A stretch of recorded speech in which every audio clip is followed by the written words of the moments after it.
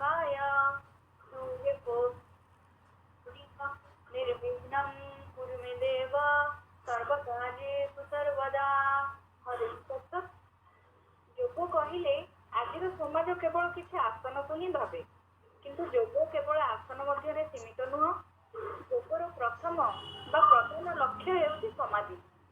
ଯୋଗ କହିଲେ କେବଳ ଶାରୀରିକ ସ୍ୱାସ୍ଥ୍ୟ ନୁହଁ, ମାନସିକ, ସାମାଜିକ, ଈଶ୍ୱର ଅଭିମୁଖୀ ଉନ୍ନତିକୁ ବୁଝାଏ।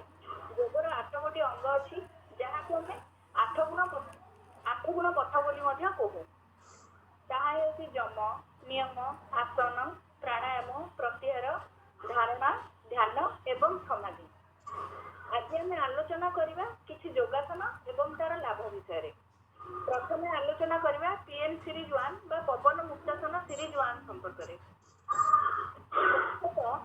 ପିଏମ୍ ସିରିଜ୍ 1 ଗଣ୍ଠିର ବିଭିନ୍ନ ପ୍ରକାର ସମସ୍ୟା ଦୂର କରିଥାଏ ଏବଂ ଅବସାଦ ଦୂର କରିଥାଏ। ଶୀତଳି ଆସନ, ମୁଷ୍ଟିକ ବନ୍ଧନ ଆସନ, ମଣିବନ୍ଧ ନମନ, ମଣିବନ୍ଧ ଚକ୍ର, ଗ୍ରୀବ ସଞ୍ଚାଳନ ଆସନ ପିଏମ୍ ସିରିଜ୍ 1 ଅନ୍ତର୍ଭୁକ୍ତ ଅଟେ। ପିଏମ୍ ସିରିଜ୍ 2 ବା ପବନ ମୁକ୍ତାସନ ସିରିଜ୍ 2, ତାର ଅନ୍ତର୍ଭୁକ୍ତ ଆସନ ହେଉଛି ଉତ୍ଥାନ ପାଦାସନ, ପାଦ ସଞ୍ଚାଳନ ଆସନ, ବଜ୍ରାସନ, ନୌକାସନ, ପାଦ ଦୁଃଶାସନ, ଊର୍ଦ୍ଧ୍ୱ ପ୍ରସାରିତ ପାଦାସନ ଇତ୍ୟାଦି।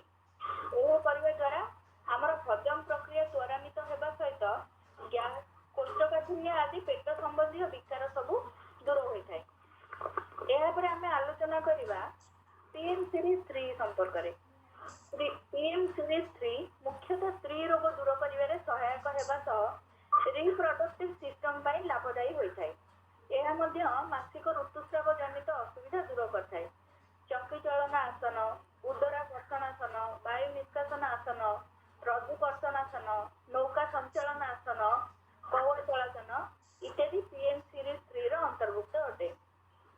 ତାପରେ ଆମେ ଆଲୋଚନା କରିବା ବ୍ୟାକୱାର୍ଡ ବେଣ୍ଡିଂ ସିରିଜ୍। ଏହା କରିବା ଦ୍ୱାରା ଆମର ବ୍ୟାକ୍ ପେନ୍ ଦୂର ହୋଇଥାଏ ଏବଂ ଷ୍ଟ୍ରେସ୍ ମଧ୍ୟ ଦୂର ହୋଇଥାଏ। ମତ୍ସ୍ୟାସନ, ଶଲଭାସନ, ସର୍ପାସନ ଇତ୍ୟାଦି ଏହି ଆସନର ଅନ୍ତର୍ଭୁକ୍ତ ଅଟନ୍ତି।